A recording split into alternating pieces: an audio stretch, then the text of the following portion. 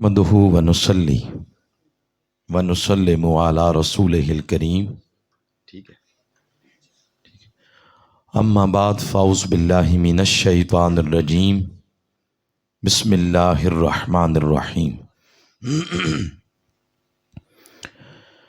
قال اللہ تعالی فی القرآن الحکیم،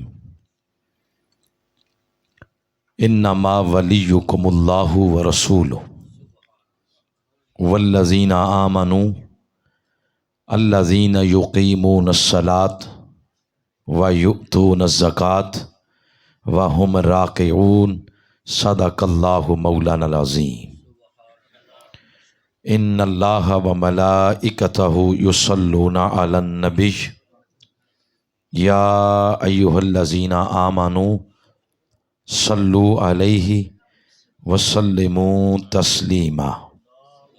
اللہم صلی علی سیدنا و مولانا محمد وعلی آلہ وصحبہ وبارک وسلم۔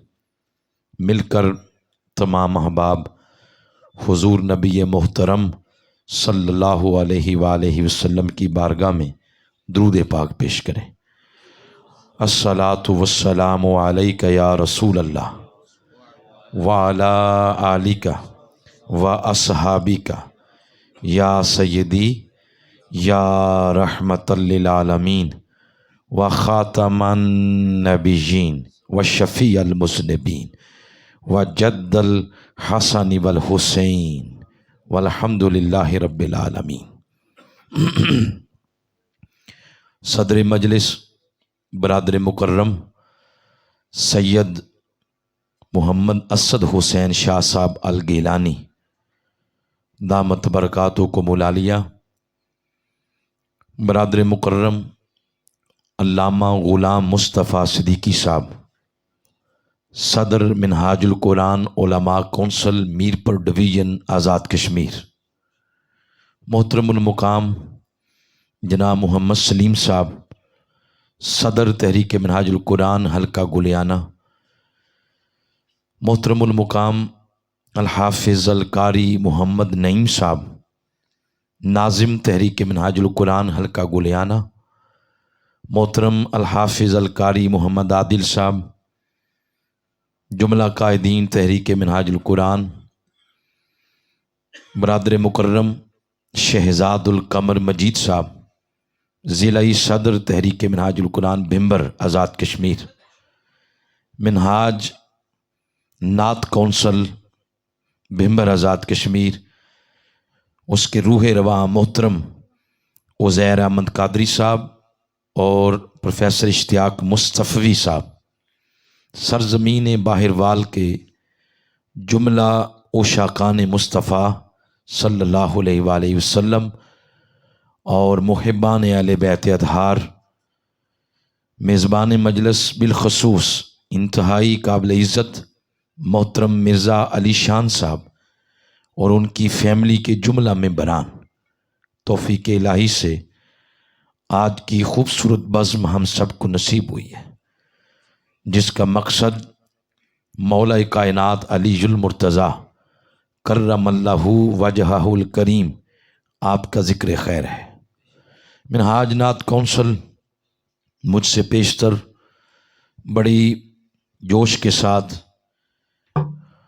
حضور نبی اکرم صلی اللہ علیہ وآلہ وسلم کی بارگاہ میں اپنی محبتیں نعت خوانی کی شکل میں پیش کر رہی تھی، آپ سن رہے تھے۔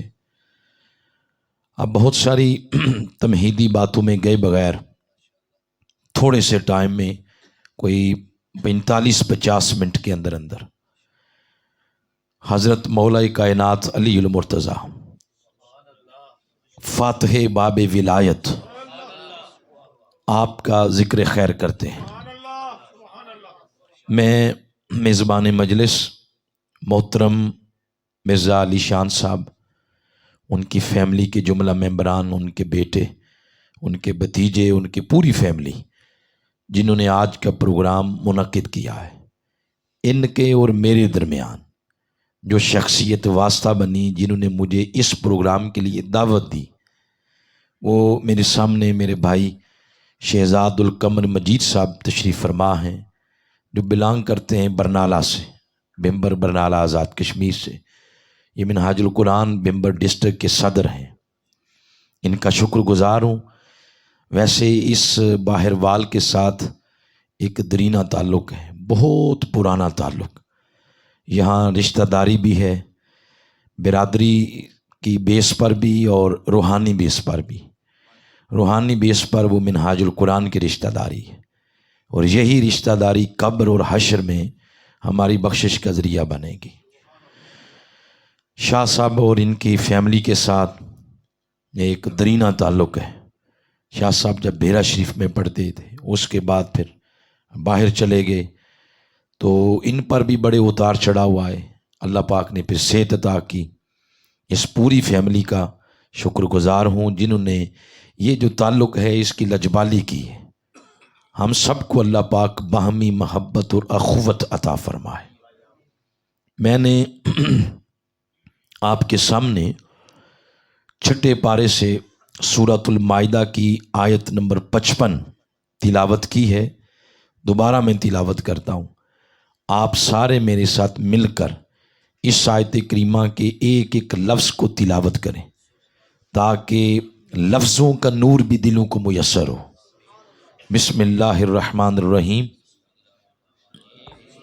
انما ولیکم اللہ ورسولہ والذین آمنوا الذین یقیمون الصلاۃ ویؤتون الزکاۃ وہم راکعون۔ اب انشاءاللہ اس کے کچھ نہ کچھ آپ کو الفاظ بھی یاد رہیں گے۔ ترجمہ اس کا یہ ہے، اللہ کریم ارشاد فرما رہا ہے، بے شک تمہارا ولی اللہ ہے اور اس کا رسول ہے، اور وہ ایمان والے بھی ہیں جن کی 3 خوبیاں آگے قرآن نے بیان کی۔ نمبر 1، وہ نماز قائم کرتے ہیں۔ نمبر 2، وہ فریضہ زکوٰۃ ادا کرتے ہیں۔ نمبر 3، وہ عاجزی کے ساتھ اللہ کے حضور جھکے رہتے ہیں۔ آیت کریمہ کے آغاز میں لفظ بیان ہوا، لفظ ولی، نسبتیں اس کی 3 ہوئیں، ایک اللہ کی طرف، ایک اس کے رسول کی طرف، ایک ان ایمان والوں کی طرف جن کے 3 اوصاف آیت کریمہ کے اگلے حصے میں بیان ہوئے ہیں۔ لفظ ولی برصغیر پاک و ہند میں تو ہر ماننے والے کی زبان پر بھی ہے محبت کی نگاہ سے، نہ ماننے والوں کی زبان پر بھی ہے تنقید کرنے کے لیے، لیکن لفظ ہر کسی کی زبان پہ ہے۔ اس کا ایک معروف سا معنی ہے، ولی کا معنی ہے دوست۔ بولے کیا معنی ہے؟ دوست۔ اس کے اور بھی بے شمار معانی ہیں۔ مثلا لفظ ولی کا دوسرا معنی ہے محافظ، تیسرا معنی ہے نگہبان۔ آپ یقیناً جنازے پڑھتے ہوں گے، جب جنازہ پڑھا جاتا ہے تو جنازہ پڑھانے سے قبل جنازہ پڑھانے والا بندہ پبلک کی طرف منہ کر کے پوچھتا ہے کہ جس میت کا جنازہ پڑھایا جا رہا ہے اس کے ولی کی طرف سے اجازت ہے جنازہ پڑھانے کی؟ سنتے ہیں نہیں آپ یہ بات؟ مطلب اس وقت یہ ہوتا ہے کہ میت کے وارث کی طرف سے اجازت ہے، تو ولی کا معنی وارث بھی ہے۔ اب کتنے معنی ہو گئے؟ 5۔ کتنے ہو گئے؟ 5۔ اسی طرح جب نکاح پڑھایا جاتا ہے، نکاح خان بھی پوچھتا ہے کہ دلہن کا ولی کون ہے؟ اس وقت مطلب یہ ہوتا ہے کہ یہ کس کی کفالت میں ہے، اس کی کفالت کون کر رہا ہے؟ تو لفظ ولی کا معنی پھر کفیل بھی ہو گیا۔ اس کے بعد ایک لفظ استعمال کیا جاتا ہے ولی عہد، اس کا معنی ہے بادشاہ وقت۔ تو لفظ ولی کا معنی بادشاہ وقت بھی ہے۔ اب کتنے ہو گئے؟ 7 ہو گئے۔ لفظ ایک اور معنی کتنے ہیں؟ 7۔ ایسے لفظ کو قرآنی اصطلاح میں کہتے ہیں کثیر المعانی لفظ۔ لفظ ایک اور معانی بہت سارے ہیں۔ جیسے ہے صلاۃ، صلاۃ کا معنی نماز، صلاۃ کا معنی درود، صلاۃ کا معنی کسی کو قریب کرنا، صلاۃ کا معنی کسی کے قریب ہو جانا۔ لفظ ایک ہے اور معنی کافی سارے ہیں۔ اسی طرح یہ بھی لفظ ایک ہے مگر معنی بہت سارے ہیں۔ اب جب اس آیت کے اندر اس لفظ کا معنی کرنا ہے تو پھر کون سا معنی کریں؟ جب ڈھیر سارے معنی ہو جائیں اس وقت پھر مفسرین کرام ایک اصول دیتے ہیں۔ وہ فرماتے ہیں اس اصول کے ساتھ قرآن کو پھر پڑھو اور اسٹڈی کرو اور اس کی تلاوت کرو۔ اصول یہ ہے کہ اس آیت کریمہ کا شان نزول پڑھتے ہیں کہ یہ آیت کب زمین پہ اتری، کیا ضرورت پیش آئی، کیا کوئی ایسا مسئلہ درپیش آیا جس مسئلے کے حل کے لیے اللہ نے اس آیت کو اپنے حبیب کے سینے مقدس کی زینت بنا دیا۔ پھر وہ شان نزول پڑھتے ہیں۔ جب شان نزول پڑھیں گے ضرور اس کے شان نزول میں کوئی واقعہ ملے گا کہ کیا واقعہ پیش آیا زمین پہ کہ اس آیت کی ضرورت پڑ گئی۔ اس واقعہ کو پڑھتے ہیں، پھر وہ واقعہ پڑھتے جائیں، وہ واقعہ پڑھنے والے کو خود موٹیویٹ کر دیتا ہے کہ اس لفظ کا معنی کیا کرنا ہے، معنی متعین ہو جاتا ہے۔ تو اس صدی کے کسی مفسر کی تفسیر اگر ہم پڑھیں نا تو انسانی نیچر ہے کہ قریب والی چیز اچھی نہیں لگتی۔ جیسے پنجابی میں کہتے ہیں دور کے ڈھول سہانے، تو لوگ حسد کرتے ہیں، بغض کرتے ہیں۔ اس صدی کے کسی مفسر کی تفسیر نہیں ہم پڑھتے، 10 صدیاں پیچھے چلے جائیں، وہ زمانہ جو حضور علیہ السلام کے زمانے اقدس کے ساتھ متصل ہے، اس صدی کا ایک مفسر ہے امام ابو بکر الجساس، ان کی تفسیر ہے جس کا نام ہے احکام القرآن۔ اس کے اندر اس کا شان نزول جا کے پڑھتے ہیں۔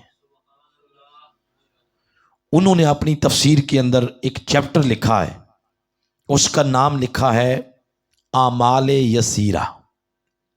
اعمال یسیرہ ان کو کہتے ہیں نماز کے اندر اگر نمازی سے وہ ہو جائیں تو نماز نہیں ٹوٹتی، نماز ہو جاتی ہے۔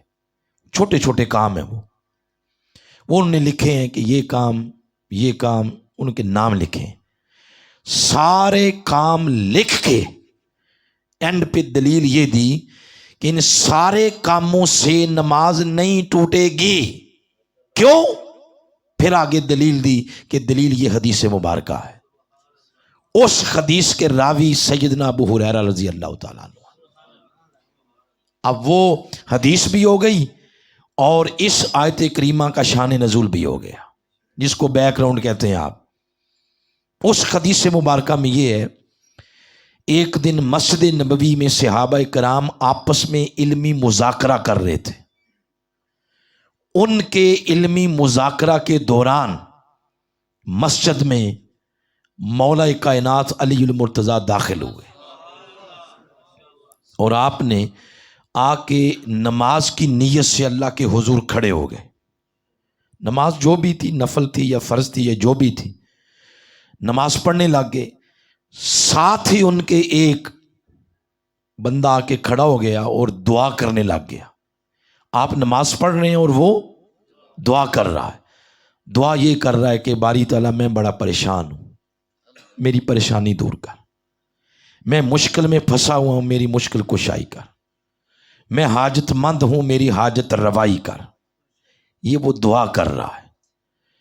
تھوڑی دیر بعد وہ مسجد سے نکلنے لگا اور یہ کہتے ہوئے کہ مولا نہ ہی تو میری پریشانی دور ہوئی، نہ ہی میری مشکل کشائی ہوئی، نہ ہی میری حاجت روائی ہوئی، اور میں جا رہا ہوں تیری بارگاہ سے مایوس۔ جوں ہی مولا علی کے قریب سے گزرنے لگا، آپ نے حالت نماز میں ہی اپنا دایاں بازو اس کے آگے کر دیا۔ آپ کے دستے مبارک کی انگلیوں میں سے کسی انگلی مبارک میں ایک انگوٹھی تھی، اس میں قیمتی نگینہ جڑا ہوا ہے۔ آپ بولے نہیں ہیں، بولے نہیں، بس ہاتھ آگے کیا ہے۔ مطلب یہ تھا، اس کو بلاغت کی زبان میں، شاہ صاحب نے پڑھی ہوگی بلاغت، بلاغت کی زبان میں کہتے ہیں قرین حال، یعنی قرین حال اس بات پہ دلالت کر رہا تھا کہ مایوس نہ جا، یہ انگوٹھی اتار لیں اور جا کے بازار بیچ کے اپنی ضروریات پوری کر لیں۔ بولے نہیں ہیں۔ جیسے وہ میرے سامنے جگ پڑا ہوا ہے، میں یہ جگ اٹھا کر اگر عادل صاحب کو دوں اور بولوں میں کچھ بھی نہ، وہ جب باہر سے آئیں گے تو اس میں سالن ڈال کے لائیں گے یا پانی؟ آپ کو کیسے پتا چلا؟ میں تو بولا ہی نہیں۔ یہ جو جگ ہے نا، یہ قرین حال اس بات پہ دلالت کر رہا ہے کہ اس میں سالن نہیں ڈالا کرتے، اس میں کیا ڈالتے ہیں؟ پانی۔ وہ حالت اس بات پہ دلالت کر رہی، آپ بولے نہیں، وہ ساری سچویشن، وہ حالت اس بات پہ دال تھی کہ مایوس نہ جا، یہ انگوٹھی اتار لے اور جا کے بازار بیچ کے اپنی ضرورتیں پوری کر لے۔ اس کا کام ہو گیا، انگوٹھی اتار کے لے گیا، مگر مسجد میں بیٹھے ہوئے سب لوگوں کے ذہنوں میں کئی سوالات چھوڑ گیا۔ مین سوال یہ تھا کہ ایسا کرنے سے نماز ہوئی یا نہیں ہوئی۔ مولا علی شیر خدا نے جب سلام پھیرا، سب صحابہ اکرام آگے آ گئے اور عرض کرتے ہیں علی یہ تو بتائیں کہ یہ جو آپ نے آج نماز میں کام کیا ہے، ہماری رہنمائی فرمائیں، نماز اس سے ہو گئی یا نہیں ہوئی؟ قریب تھا کہ وہ کچھ فرماتے، کسی صحابی نے کہا کہ یارو حضور بھی گھر میں موجود ہیں، آپ سے پوچھ لیتے۔ سارے صحابہ ادھر چلے گئے، در اقدس پہ عرض کی گئی، حضور تشریف لائے، اور سارا واقعہ جب حضور کو گوش گزار کیا گیا، آپ قبل اس کے کچھ بولتے، آسمان سے جبریل سورۃ المائدہ کی آیت نمبر 55 لے کے حاضر ہو گئے۔ یہ ہے اس آیت کریمہ کا شان نزول۔ اور آ کے عرض کرتا ہے حضور ان کی پریشانی دور کر دیں، ان کو بتا دیں انما ولیکم اللہ، بے شک تمہارا ولی اللہ ہے، ورسولہ، اور اس کا رسول ہے، والذین آمنوا، اور ایمان والے بھی ہیں۔ کون سے؟ الذین یقیمون الصلاۃ ویؤتون الزکاۃ وہم راکعون، جو حالت نماز میں قیام کرتے ہیں، زکوٰۃ دیتے ہیں، اللہ کے حضور عاجزی سے جھکے رہتے ہیں۔ صحابہ کرام نے سنا، خوش ہو گئے اور چلے گئے کہ ہمارا کام ہو گیا ہے، اب ہمارا کام باقی ہے۔ یعنی آج ہم جو یہ بیان کر رہے ہیں، ہم نے شان نزول اس لیے بیان کیا کہ ہم لفظ ولی کا معنی متعین کرنا چاہتے ہیں، اس لیے تفسیر پڑھی، شان نزول پڑھا، اس میں واقعہ آ گیا وہ پڑھا۔ اب واقعہ اس لفظ کا معنی خود متعین کر گیا۔ ولی اس کو کہتے ہیں جو لوگوں کی مشکل کشائی کرتا ہے۔ کیا کرتا ہے؟ لوگوں کی مشکل کشائی۔ اللہ کے مشکل کشا ہونے میں کسی کو شک، حضور کے مشکل کشا ہونے میں کسی کو شک نہیں۔ جو ایمان والوں کو مشکل کشا سمجھنے میں ہچکچاتے تھے، ان کی ہچکچاہٹ قرآن نے دور کر دی۔ فرمایا سنو، اللہ ولی، رسول ولی وہ ایمان والے بھی ولی جن کے اندر یہ تین اوصاف پائے جاتے ہیں۔ اب جو میں نے اگلی بات کرنی ہے وہ بات ہائی ڈوز ہے۔ کیا بولیں؟ High dose.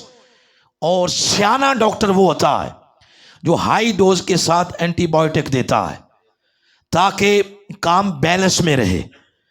اس سے پہلے اگلی بات سن لیں۔ حضور علیہ الصلوۃ والسلام نے فرمایا جو شخص اس دنیا میں کسی کی ایک مشکل دور کرے، جو شخص اس دنیا میں ایک بار کسی کا مشکل کشا بنے، رب روز قیامت 100 بار اس کا مشکل کشا بنے گا۔ اس حدیث سے پتہ چلا میں بھی مشکل کشا بن سکتا ہوں، آپ بھی بن سکتے ہیں، ایمان والے سارے بن سکتے ہیں۔ مگر جب یہ آیت نازل ہوئی کہ ایمان والے بھی مشکل کشا ہیں، اس آیت کا روئے زمین پر سب سے پہلا شخص جو اس آیت کا مصداق بنا وہ حسین کے بابا مولا علی شیر خدا ہے۔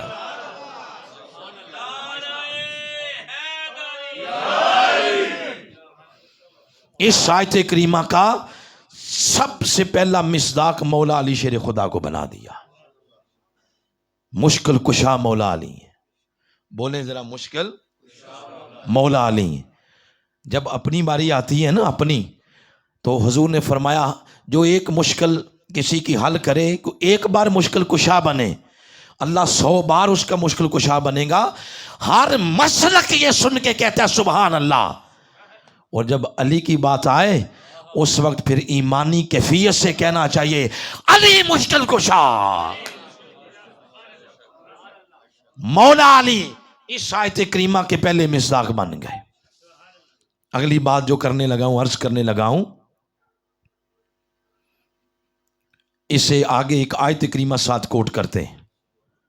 سورہ بنی اسرائیل کی آیت ہے، آیت نمبر 80، اسی کے ساتھ ملتی جلتی ہے۔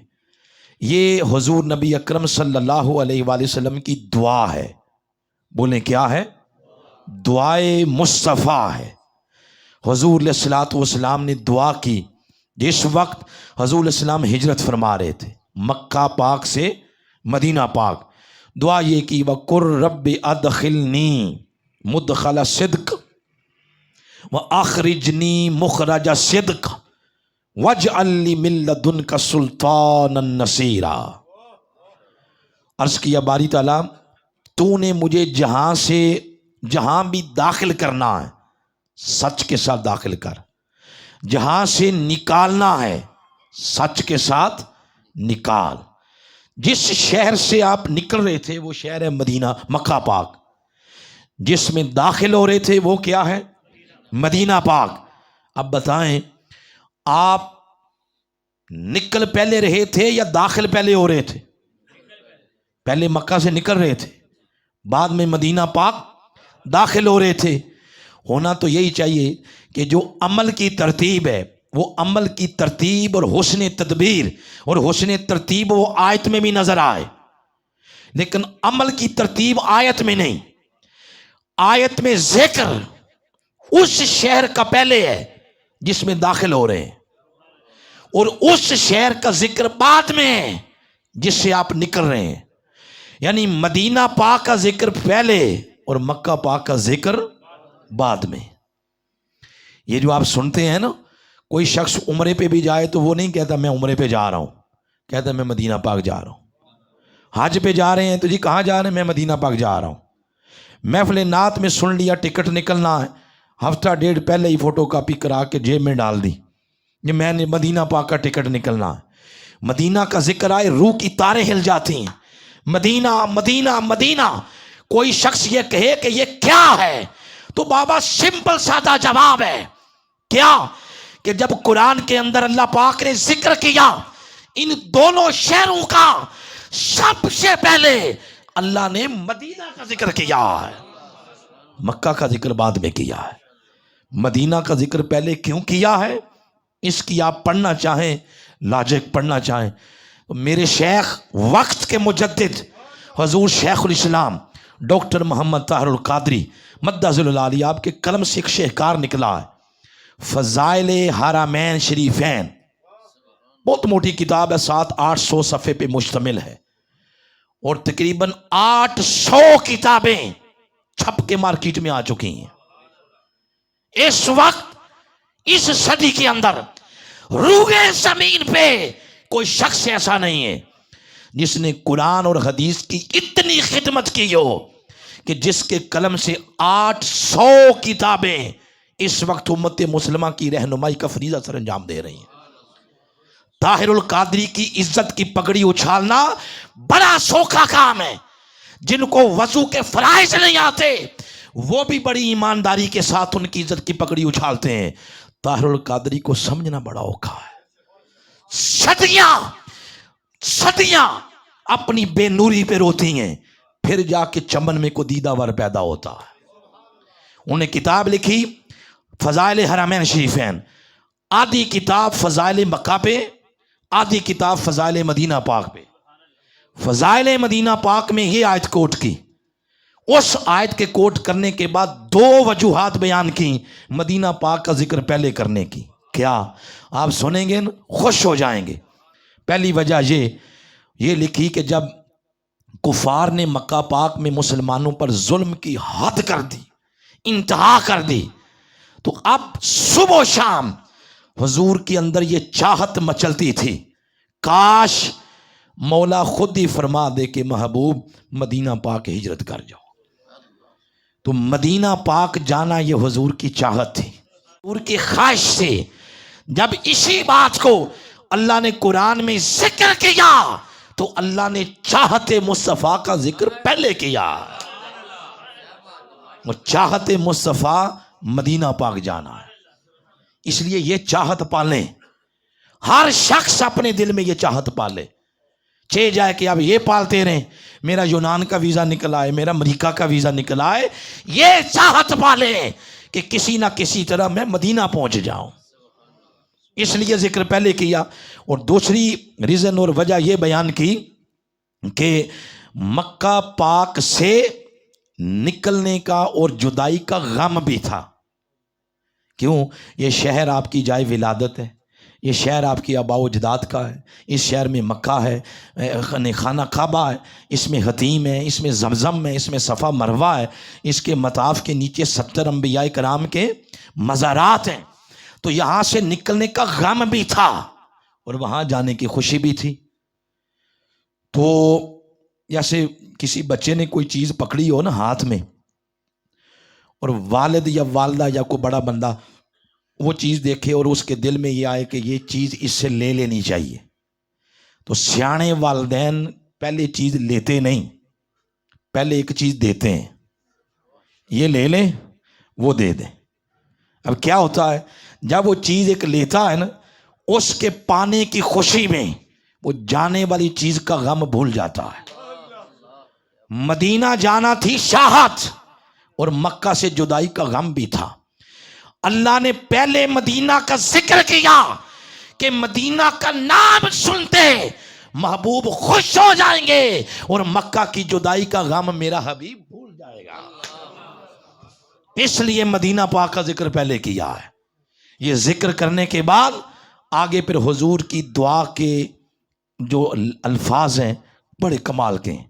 میں چاہوں گا آپ یہ لفظ بھی میرے ساتھ تلاوت کریں، پڑھیں ذرا، وَاجْعَلْ لِي مِن لَدُنْكَ سُلْطَانًا نَصِيرًا۔ اس کے ساتھ ایک اور آیت ایڈ کرتے ہیں، یہ سورہ ہے طٰہٰ، اس کی ابتدائی آیات میں سے ہے، حضرت موسیٰ علیہ السلام کی دعا۔ یہ جو ہم نے ابھی پڑھی یعنی یہ حضور کی دعا، اب جو پڑھنے لگے ہیں کن کی دعا ہے؟ حضرت موسیٰ علیہ السلام۔ آپ یوں عرض کرتے ہیں باری تعالیٰ، قال رب اشرح لی صدری ویسر لی امری واحلل عقدۃ من لسانی یفقہوا قولی واجعل لی وزیرا من اہلی ہارون اخی اشدد بہ ازری واشرکہ فی امری کی نسبحک کثیرا۔ یہ ساری دعائیں موسیٰ علیہ السلام کی ہیں۔ اب یہ دعا، ان دعا میں فرق کیا ہے؟ دونوں دعاؤں میں آپ کو فرق بتانے لگا ہوں. سمجھ آ رہی ہے بات کی؟ ہاتھ کھڑا کریں جن کو سمجھ نہیں آ رہی. سب کو آ رہی؟ اب وہ ہاتھ کھڑا کریں جن کو آ رہی ہے سمجھ. نہیں کسی جگہ سمجھ آتی نا، اوپن اجازت ہے آپ کو، پوچھ لیں کسی جگہ موضوع سے ریلیونٹ، کوئی دائیں بائیں کی چیز نہیں. آپ پوچھ سکتے ہیں کہ یہ بات دوبارہ سمجھا دیں. لیکن یہاں سے جب اٹھ کے جائیں آپ کا دل گواہی دے کہ صرف نعرے شعرے نہیں مار کے آئے، کوئی دامن کے اندر قرآن کے موتی لے کے آئے. اب فرق سنیں ذرا، فرق کیا ہے دونوں دعاؤں میں. موسیٰ علیہ السلام کی دعا جس لفظ سے شروع ہوئی وہ ہے کالا. بولے ذرا. حضور کی دعا شروع ہوئی کل سے. لفظوں سے کوئی آپ سمجھیں فرق ہے یا نہیں؟ ادھر کل ہے، ادھر کیا ہے؟ کال. کالا کا معنی کیا ہے؟ کالا کا معنی ہے موسیٰ نے کہا. کل کا معنی ہے اللہ نے کہا. یعنی موسیٰ علیہ السلام کی دعا اپنے کہنے سے شروع ہو رہی ہے، حضور کی دعا اللہ کے کہنے سے شروع ہو رہی ہے. پورے قرآن میں آپ آدم کی دعا پڑھیں، نوح کی دعا پڑھیں، داؤد علیہ السلام کی دعا پڑھیں، آپ موسیٰ علیہ السلام کی دعا، عیسیٰ علیہ السلام کی دعا، ابراہیم، اسماعیل، زکریا، یحییٰ، سب نبیوں کی دعائیں جو جو موجود ہیں پڑھ لیں. کسی نبی کی دعا لفظ کل سے شروع نہیں ہوئی. ہر نبی کی دعا لفظ کالا سے، یعنی آدم نے کہا، موسیٰ نے کہا، عیسیٰ نے کہا، ابراہیم نے کہا، اسماعیل نے کہا، زکریا نے کہا. لیکن جب باری آتی ہے نا آمنہ کے لال کی، اس وقت دعا یہ نہیں کہ کالا رسول، کالا نبی، کالا محمد، نہیں. اللہ فرماتا ہے کل، اے میرے حبیب. وہ آدم نے بھی مانگا ہے، نوح نے بھی مانگا، اسماعیل نے بھی، ابراہیم نے بھی، زکریا نے بھی، یحییٰ نے بھی، ان سب نے مانگا. محبوب میں کہتا ہوں آپ بھی مانگ لیں. ہر نبی جب بھی بولتا ہے اپنی خواہش سے بولتا ہے، اور حضور جب بھی بولتے ہیں اللہ کی خواہش سے بولتے ہیں. مزید اس کی تائید میں ایک اور آیت دے دیتا ہوں آپ کو. سورہ نجم کے اندر فرمایا وَمَا يَنْطِقُ عَنِ الْهَوَىٰ إِنْ هُوَ إِلَّا وَحْيٌ يُوحَىٰ. میرا حبیب اس وقت تک کلام ہی نہیں کرتا جب تک حبیب کے زبان سے نکلنے والے لفظوں کے اوپر وحی کی مہر نہ لگا دی جائے. یہ پہلا فرق ہو گیا. ادھر کال ہے اور ادھر کیا ہے؟ کل. اب کال کے ذریعے انہوں نے عرض کیا باری تعالیٰ وَجْعَلْ لِي، موسیٰ علیہ السلام نے عرض کیا مولا میرے لیے بنا دے. حضور علیہ السلام کے بھی دعا کے لفظ ہیں وَجْعَلْ لِي، مولا میرے لیے بنا دے. تو لفظ مل گئے نا آپس میں. اللہ نے پوچھا موسیٰ کیا بناؤں؟ عرض کیا وزیرا، مولا ایک وزیر بنا. کیا بنا؟ وزیر. اور ادھر حضور سے پوچھا محبوب کیا بناؤں؟ عرض کیا سلطان نصیرا، مولا ایک نصیر بنا. موسیٰ نے مانگا وزیر، مصطفیٰ نے مانگا نصیر. جب مانگا نا وزیر اللہ نے عطا کیا ہارون، اور جب مانگا نصیر اللہ نے عطا کیا مولا علی شیر خدا. ادھر مانگا وزیر، ادھر مصطفیٰ نے مانگا نصیر. لیکن مانگنے میں فرق ہے. کیا فرق ہے؟ عرض کیا باری تعالیٰ وزیرم من اہلی، میرا وزیر میرے گھر سے ہونا چاہیے. یہ ایک فرق ہے. حضور علیہ السلام نے جب مانگا نصیر یہ نہیں کہا وَجْعَلْ لِي مِنْ أَهْلِي، نہیں. عرض کیا وَجْعَلْ لِي مِلَّةٌ کا سلطان نصیرا، مولا جو تو نے مجھے نصیر دینا ہے وہ میرے گھر سے نہیں، تو اپنے گھر سے عطا فرما. یہ اشارہ تھا کہ وہ جو تیرے گھر میں پیدا نہیں ہوا اس کو میرا نصیر بنا دے. یعنی مولا علی شیر خدا جن کی ولادت کعبۃ اللہ میں ہوئی ہے، جن کی ولادت کعبۃ اللہ میں ہوئی. ہر جگہ یہ بات بیان کر کے تو مولا علی کی شان بیان کی جاتی ہے نا شان، بولیں. لیکن ہم اس طرح نہیں بیان کرتے.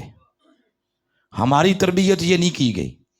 ہم نہیں یہ کہتے کہ مولا علی کعبے میں پیدا ہوئے تو اس عمل سے علی کی شان بڑھ گئی. ہم نہیں کہتے. ہم کیا کہتے ہیں کہ یہ جو کعبے میں علی پیدا ہوئے اس سے شان علی کی نہیں بڑھی, علی کی وجہ سے شان کعبے کی بڑھ گئی ہے. آپ پوچھیں اس پہ دلیل کیا ہے؟ مسلم شریف کی حدیث ہے. حضور علیہ السلام طواف کر رہے تھے کعبے کا. طواف کرتے کرتے حضور رک گئے تھے اور کعبے کو مخاطب کر کے فرمایا تیری بڑی عزت ہے, تیری بڑی تکریم, تیرا بڑا وقار, تیری بڑی عظمت ہے, مگر سن ایک بندہ مومن کی عزت تجھ سے بھی کہیں زیادہ ہے. ایک عام کامن بات کر دی, نہیں مطلق ایک اہل ایمان کی بات کر دی کہ ایک بندے مومن کی عزت تجھ سے بھی زیادہ ہے. کیا خیال ہے؟ ایک عام بندے مومن کی عزت کعبے سے زیادہ ہے تو جن کے قدموں کی دھول کے صدقے ایمان ملتا ہے اس علی کی عظمت کا عالم کیا ہوگا؟ شان علی کی نہیں بڑھی, علی کی وجہ سے شان کس کی بڑھ گئی؟ کعبۃ اللہ کی بڑھ گئی ہے. تو اس وجہ سے آپ کو کہا جاتا ہے مولود کعبہ, یعنی کعبہ میں پیدا ہونے والے, کعبہ میں پیدا ہونے والے. تو اب جو بات آگے ہم نے کرنی ہے تھوڑی سی توجہ آپ کی زیادہ چاہیے. ٹھیک ہے, بات شروع کریں آگے. توجہ ہو گئی؟ میں آپ سے کچھ چیزیں پوچھنے لگا ہوں. یہ لفظ ہے نصیر, بولیں ذرا. آپ نے ایک اور لفظ سنا ہوا ہے نصر, سنا ہوا ہے نصر, یہ نام رکھے جاتے ہیں. ایک اور لفظ ہے ناصر, سنا ہوا ہے؟ نہیں سنا ہوا تو دیکھ بھی نہیں, ہے سامنے بیٹھے, ان کا نام ناصر ہے. ایک اور لفظ ہے منصور, یہ بھی سنا ہوا ہے. نصر, ناصر, منصور, نصیر, یہ سارے لفظ ان لفظوں کا روٹ ورڈ, مبدا, مصدر, منبع, جہاں سے یہ سارے لفظ نکلے ہیں, ان سارے لفظوں کا جو باپ ہے وہ لفظ ہے نصر. کیا ہے؟ نصر. جیسے دیکھیں کوئی بندہ کھڑا ہو, اس کے ساتھ بیٹا کھڑا ہو, تو کوئی بندہ پوچھ لے یہ آپ کا بیٹا ہے, اس سے کوئی پوچھے آپ کو کیسے پتا چلا, وہ کہے گا اس کا چہرہ بتا رہا ہے یہ آپ کا بیٹا ہے, شکل ملتی ہے نا. اس لفظ کے اندر 3 حرف ہیں, نون, صاد, را. نصر کے اندر کتنے حرف ہو گئے؟ نون, صاد اور را. آپ دیکھ لیں یہ تینوں حروف اگلے سب لفظوں کے اندر ہیں. ناصر کے اندر بھی یہ تینوں حروف ہیں یا نہیں؟ منصور کے اندر بھی ہیں, نصیر کے اندر بھی ہیں. اب حضور علیہ الصلوۃ والسلام نے لفظ کیا استعمال کیا؟ اب نصر کا معنی ہے مدد, ناصر کا معنی ہے مدد کرنے والا, منصور کا معنی ہے جس کی مدد کی جائے, نصیر کا معنی ہے مدد کرنے والا. حضور نے کیا مانگا؟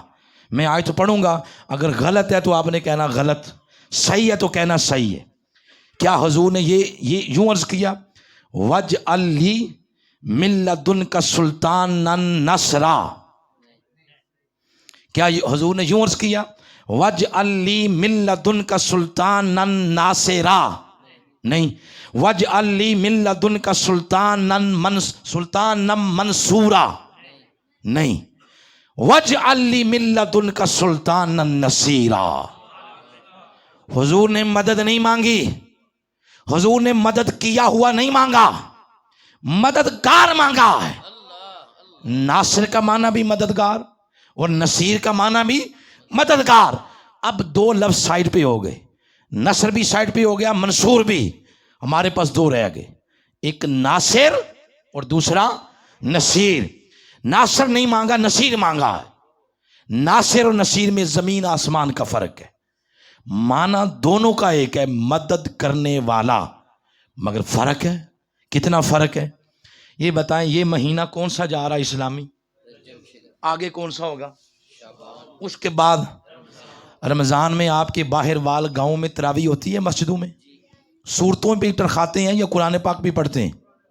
قرآن پاک پڑھا جاتا ہے. پیچھے جو سننے والے ہوتے ہیں, نمازی ہوتے ہیں نا, سامعین, سننے والے کو کہتے ہیں سامع. مگر مسجد کمیٹی یہ فیصلہ کرتی ہے کہ ہم تو وہ سامع ہیں کہ کبھی سوئیں گے کبھی جاگیں گے، ہماری گاڑی کبھی کچے پہ بھی چڑھے گی کبھی پکے کے چڑھے گی، تو ایسا کریں کہ ایک مستقل سننے والا سامع لے آئیں. تو وہ قاری صاحب کا ایک سامع لے آتے ہیں، وہ پھر پورا مہینہ سنتا ہے، اس کو کہتے ہیں سامع. سامع ہی کہتے ہیں نا. جب عید ہو جاتی ہے تو مہینہ ختم ہو گیا، وہ سامع ادھر ہی رہتا ہے یا آپ اس کو پیسے شیسے دے کے فارغ کر دیتے ہیں؟ فارغ کر دیتے ہیں نا، چلا جاتا ہے. عارضی سامع ہے وہ. تو سامع کا معنی سننے والا. اللہ بھی سنتا ہے، مگر پورے قرآن میں اس نے اپنے آپ کو یہ نہیں کہا کہ میں سامع ہوں، میں سننے والا ہوں، یہ نہیں کہا، کیونکہ سامع ہوتا ہے عارضی. اس نے اپنے آپ کو سامع نہیں کہا، اس نے کہا انہو هو السمیع البصیر. وہ کہتے ہیں تم سامع ہو، میں نہیں سامع، میں سمیع ہوں. تو مولا فرق کیا ہے؟ فرمایا جو ہے سامع وہ عارضی سننے والا، اور جو سمیع ہے وہ ہمیشہ ہمیشہ سننے والا ہے. اللہ سامع نہیں، اللہ کیا ہے؟ سمیع. اسی طرح تسمیہ پڑھیں ذرا، بسم اللہ. آخری لفظ کیا ہے؟ الرحیم. یہ اللہ کی صفت ہے. اس کا معنی ہے ہمیشہ ہمیشہ رحم کرنے والا. آپ بھی رحم کر سکتے ہیں، آپ رحم کریں گے تو آپ رحیم نہیں ہیں، آپ کو کہا جائے گا راحم. راحم کا معنی بھی رحم کرنے والا اور رحیم کا معنی بھی رحم کرنے والا. پورے قرآن میں اللہ اپنے آپ کو راحم نہیں کہتا، وہ کہتا ہے میں رحیم ہوں. راحم تم، میں رحیم. مولا کیوں؟ وہ کہتا ہے اس لیے راحم ہوتا ہے عارضی رحم کرنے والا، اور رحیم ہوتا ہے ہمیشہ ہمیشہ رحم کرنے والا. دو مثالیں سمجھ گئے؟ جس طرح ہے سمیع اسی طرح لفظ ہے نصیر، جس طرح ہے رحیم اسی طرح لفظ ہے نصیر. اب ناصر اور نصیر میں کیا فرق ہے؟ ناصر کہتے ہیں عارضی مددگار، اور نصیر کہتے ہیں ہمیشہ مدد کرنے والا. آقا علیہ السلام نے ناصر نہیں مانگا کہ مولا ناصر دے. اگر مانگتے ناصر، مانا یہ ہوتا ہے یہ کوئی ایک جنگ یا دو جنگ یا ایک مہینہ یا 2 مہینے وہ مدد کرنے والا ہو. نہیں، عرض کیا سلطان النصیرہ، مولا ایسا نصیر دے قیامت تک کوئی دکھیا، کوئی تکلیف میں مبتلا، کوئی مشکل میں مبتلا یہ کہہ دے یا علی مدد، آگے بڑھ کے اس کی بھی مدد کرتا رہے. نعرہ تکبیر، نعرہ رسالت، نعرہ حیدری. لطف آیا یہ بات سننے میں؟ اب اس کو ذرا علمی انداز سے سن لیں، ریکارڈ بھی ہو رہی ہے، کئی ساتھی اس نیت سے بھی سن رہے ہوں گے. نصیر یہ صفت مشبہ کا صیغہ ہے.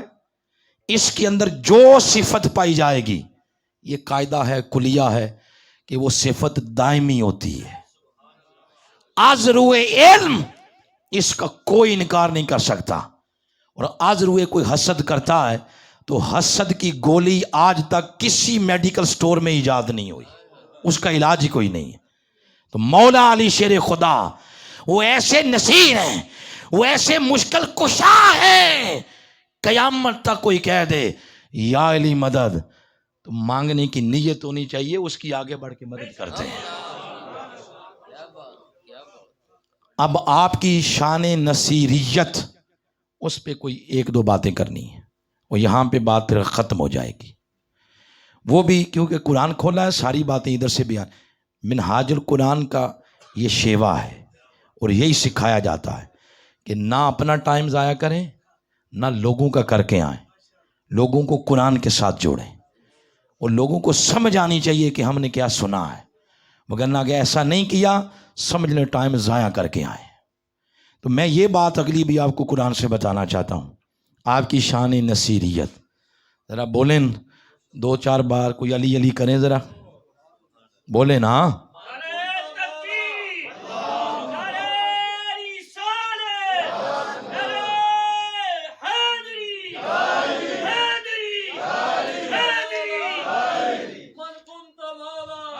نبی نے بولا نبی نے بولا میرا مولا میرا مولا سب کا مولا ماشاءاللہ.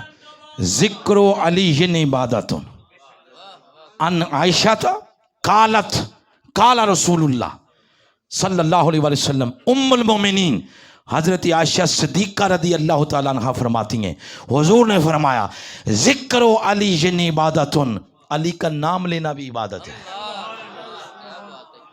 اب بات سنیں جو میں آپ سنانے لگا ہوں، آپ کی شان نصیریت. یہ میں نے سورہ احزاب کھولی ہے، یہ 33 نمبر سورہ ہے، 21واں پارہ، اس کی آیت نمبر 9 10 اور 11 3 آیات. یہ جنگ خندق کی بات ہو رہی ہے. خندق کھودی گئی، بہت گہری، بہت چوڑی، بہت لمبی. جو کافر، اور یہ حضرت سلمان فارسی رضی اللہ تعالیٰ عنہ کی مشاورت پہ انہوں نے عرض کیا حضور ہمارے علاقے میں ایک جنگی پلاننگ یہ بھی ہوتی ہے، خندق کھودی جاتی ہے. تو ان کافروں کا پہلی بار پالا پڑا خندق کے ساتھ. جو عبور کرنے کی کوشش کرتا گر جاتا، ہڈی پسلی ٹوٹ جاتی. مسلمان حتیٰ کہ صحابیات ہی 2-4 پتھر مار کے اس کا کچومر نکال دیتی. تو ایک کافر عبور کرنے میں کامیاب ہو گیا، اس کا نام تھا عمر بن عبد ود. اس کے بارے میں مشہور تھا عرب کے اندر کہ 1000 بندہ بھی ہو نا اس کے مقابلے میں یہ اکیلے ہی کافی ہے. یہ مشہور تھا. وہ ہم سب جتنے بیٹھے ہیں نا ہم اس کے بائیں ہاتھ کی مار دیں، ویسے ہم ہیں نہیں ہیں، ہم علی علی کرنے والے ہیں. ہم کون ہیں؟ علی علی کرنے والے ہیں. اچھا وہ کامیاب ہو گیا، اور جب گیان مسلمانوں کے لشکر کے سامنے تو اس نے للکارا. اس نے کہا میرے نام سے واقف ہو اور میری صلاحیتوں سے بھی تم واقف ہو. 1000 بندے کے لیے میں اکیلے ہی کافی ہوں. کون ہے جو میرے سامنے آئے؟ کون ہے جو میرا مقابلہ کرے؟ وہ بار بار للکار رہا تھا. اور قرآن نے اشارتاً بات کی وَإِذْ زَاغَتِ الْأَبْصَارُ، اس کو سامنے دیکھ کر لشکر اسلام کی آنکھیں چٹی ہو گئیں. کوئی شخص اس کے مقابلے میں نہیں کھڑا ہوا. سناٹا طاری ہو گیا، خاموشی طاری ہو گئی. اس پورے سناٹے اور خاموشی کی کیفیت کو جس کے نعرہ تکبیر نے توڑا وہ علی کی ذات تھی. آپ نعرہ تکبیر لگاتے ہوئے کھڑے ہو گئے. اور حضور علیہ الصلوۃ والسلام نے آپ کیونکہ الگ چبوترے پر بیٹھے ہوئے تھے وہاں سے اشارہ کیا نہیں علی کو بٹھا دو، کسی اور کو اٹھاؤ. یہ جنگی پلاننگ ہوتی تھی. صحابہ کرام حضور علیہ السلام کو صف اول میں نہیں آنے دیتے تھے. وہ عرض کرتے تھے حضور ہماری لاشوں سے گزر کے کوئی آپ کے پاس آ سکتا ہے. آپ کے لیے الگ چبوترا بنایا جاتا تھوڑے سے بلند مقام پہ تاکہ پورے جنگ کے سینیریو کو آپ اپنی آنکھوں سے دیکھیں اور پھر دعا کریں، ہدایت دیں. تو آپ کے گارڈ ہوتے تھے، آپ کا جو پیرا دیتے تھے وہ آپ کے سب سے بڑے گارڈ تھے سیدنا فاروق اعظم رضی اللہ تعالیٰ عنہ. وہ گارڈ تھے آپ علیہ السلام کے. آپ کے لیے الگ چبوترا بنایا جاتا، چبوترے میں حضور بیٹھے ہوتے. شکر ہے ہم پاکستانی نہیں تھے وہاں. ہم ہوتے نا، ہم کہتے کہ خود تو کنٹینر میں بیٹھے ہوئے ہیں اور ہمیں مروانے کے لیے میدان میں بھیج دیا. ہماری طبیعت ہے نقص نکالنا، کیڑے بیان کرنا. ہمیں سیرت کی ہوا ہی نہیں لگی. لیڈر نہیں جاتے میدانوں میں، کوئی جرنیل جاتا ہے بارڈر پہ لڑنے کے لیے. ہم رہتے ہیں بارڈر کے پاس، ہمیں پتا ہے. فوجی لڑتے ہیں، مرتے ہیں، شہید ہوتے ہیں بیچارے. وہ پیچھے رہ کے پلان کرتے ہیں، ان کی حوصلہ افزائی کرتے ہیں. لیڈر ہی اگر صف اول میں چلا جائے، وہ شہید ہو جائے تو امپلیمنٹ نظام کا کس نے کرنا؟ وہ الگ بیٹھتے ہیں. تو آقا علیہ السلام کے لیے الگ چبوترا تھا.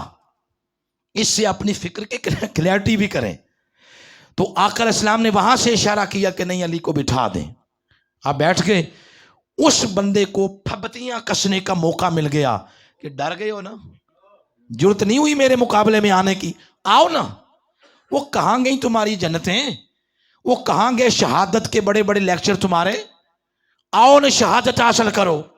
وہ اس طرح پھپتیاں کس رہا تھا، مذاق اڑا رہا تھا، پورے لشکر اسلام پہ خاموشی تاری ہے۔ دوسری بار اگر کسی کے نعرے اللہ اکبر نے خاموشی کو توڑا، وہ حسین کے بابا مولا علی کے ذات تھے۔ حضور نے پھر بٹھا دیا، یعنی وہ چاہ رہے تھے کہ آقا ایک بار اجازت دیں، دیکھیں میں اس کا حلیہ کیا بگاڑتا ہوں۔ آپ نے پھر بٹھا دیا۔ اب لشکر اسلام کی حالت ذرا قرآن سے سنیں۔ قرآن فرماتا ہے وَبَالَغَتِ الْقُلُوبُ الْحَنَاجِرَ، اس لشکر کی حالت یہ تھی دل حلق سے باہر آ رہے تھے۔ وَتُظُنُّونَ بِاللَّهِ الظُّنُونَ، اللہ فرما رہا اس لشکر کو کہ اس دن تو تم میرے بارے میں بھی عجیب غریبی سوچنے لگ گئے تھے، یہ کہاں ہے اللہ کی مدد۔ اور تیسری بار جب اس نے للکارا تو مولا علی پھر کھڑے ہو گئے۔ پھر آگے فرمایا ہنالک ابتلی المومنون وزلزلوا زلزالا شدیدا، مسلمان مشکل میں مبتلا ہو گئے۔ یہ لفظ تھا جس کے لیے واقعہ سنایا ہے، مسلمان مشکل میں مبتلا، اور ڈر، وحشت اتنی، دہشت اتنی، یوں لگ رہا تھا جیسے زمین کو زلزلہ آیا ہو۔ تیسری بار جب مولا علی کھڑے ہوئے تو پھر آقا نے فرمایا ٹھیک ہے علی کو آنے دو۔ آپ بھی پھر تشریف لے آئے نیچے۔ آپ نے آتے ہی اپنا امامہ مبارک اتار کے علی کے سر پہ رکھ دیا، تلوار دے دی ذوالفقار، یعنی اجازت ہے، اور ساتھ فرمایا علی ہو، فرمایا یہ تو بیوقوف ہے نا، پاگل ہے، اسے کیا خبر کہ میرا پالا اب کس سے پڑنے لگا۔ آپ نے ہوش اور جوش دونوں پہ قابو رکھنا ہے۔ عرض کیا حضور کیا مطلب ہے آپ کے فرمان کا؟ فرمایا جا کے وار نہیں پہلے کرنا، وار پہلے نہیں کرنا۔ تو حضور میں نے کرنا کیا ہے؟ فرمایا جا کے اس کو اسلام کی دعوت دو، یہ کلمہ پڑھ لو۔ تو حضور اگر اس نے قبول نہ کی تو پھر فرمایا پھر بھی اجازت نہیں ہے، وار نہیں پہلے کرنا۔ یہ ہے میرے آقا کی تعلیمات۔ یہ جنگ ہے، کو پھولوں کی سیج نہیں ہے۔ حالت جنگ میں بھی جس ہستی کا امن کا پیغام ہو، دنیا اس کو محمد کے نام سے یاد کرتی، صلی اللہ علیہ وسلم۔ اتنی پرامن تعلیمات، اتنی سلامتی، اتنا سکون، اتنی ٹھنڈک، اتنی فرحت اگر کسی کے پرچار کے اندر ہے، وہ صرف فاطمہ کے بابا محمد مصطفیٰ۔ اور ایک ہمارا حال ہے، کسی مسئلے پہ اختلاف نہ ہو جائے، گالی پہلے نکالتے ہیں، باقی بات بعد میں کرتے ہیں۔ نام مذہب کا، نعرے آقا کے، مگر غصہ، گالی گلوچ، عزت کی پگڑی اچھالنا کوئی ہم سے سیکھے۔ یہ تعلیمات نہیں آقا کی۔ آقا کی تعلیمات یہ ہیں، حالت جنگ میں بھی امن کا پیغام دیا جا رہا ہے۔ حضور علیہ السلام نے فرمایا علی پھر بھی اجازت نہیں وار پہلے کرنے کی، انتظار کرنا وہ کیا کرتا ہے، جو وہ کرے گا ویسا تم بھی کر لینا۔ یہ بات کر کے حضور اپنے چبوترے پہ چلے گئے اور مولا علی پھر اس کے مقابلے میں چلے گئے۔ یہ جنگیں یہ آفس میں بیٹھ کے نہیں ہوتی تھی، بٹن دبانا اور میزائل اڑ جانا ہے۔ میدان میں دو اترے ہیں، کسی کی میت آئے گی واپس اور کوئی زندہ آئے گا، یہ جنگ ہے۔ اب مولا علی جا رہے ہیں، اور اب میری طرف دیکھیں، جب جا رہے تھے تو حضور علیہ السلام نے ایک بار مڑ کے پھر دیکھا اور آنکھوں میں نمی تھی، اور عرض کیا اللہم ربی لا تذرنی فردا، مولا علی کی حفاظت کر، اس کو کچھ ہو گیا تو تیرا محبوب اپنے آپ کو تنہا سمجھے گا، تو مجھے اکیلا نہ چھوڑنا، میرے علی کی حفاظت کر۔ اب مولا علی اس کے مقابلے میں گئے، اور جا کے جب مقابلے میں گئے تو عربوں کا یہ ایک ہوتا تھا اصول، وہ مد مقابل سے تعارف پوچھتے تھے، قبیلہ تیرا کیا ہے، نام بتاؤ۔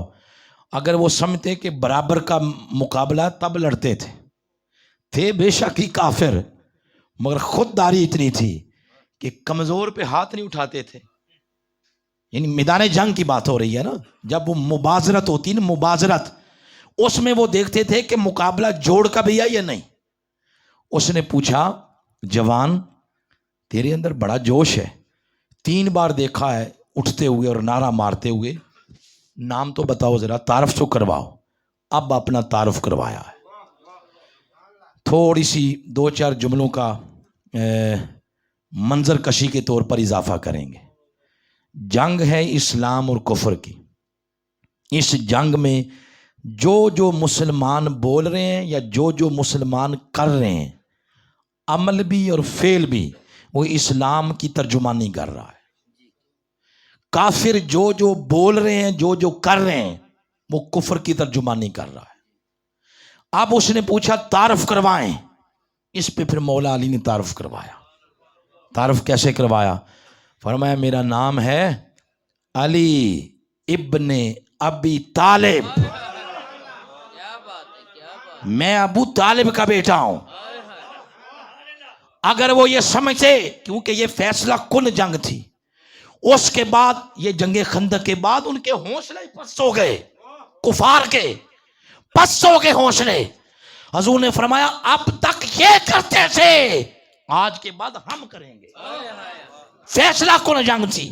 اس فیصلہ کن جنگ میں اپنا تعارف اپنے والد محترم کی نسبت سے کروایا. اور ایک سوچ ہمارے ہاں بھی گردش کرتی ہے، بدھو سوچ. وہ ان کو مسلمان ہی نہیں سمجھتے. وہ بابا اپنے اسلام کے بارے میں سوچو، انہیں چھوڑ دو. وہ ہیں جن کے گھرانوں سے اسلام کا سورج طلوع ہوتا ہے. اپنی فکر کرو. ہم کس پانی میں ہیں؟ صبح و شام جھوٹ بولتے رہتے ہیں، دھوکہ، فراڈ، چال چلاکیاں، فراڈ ہیں سارے.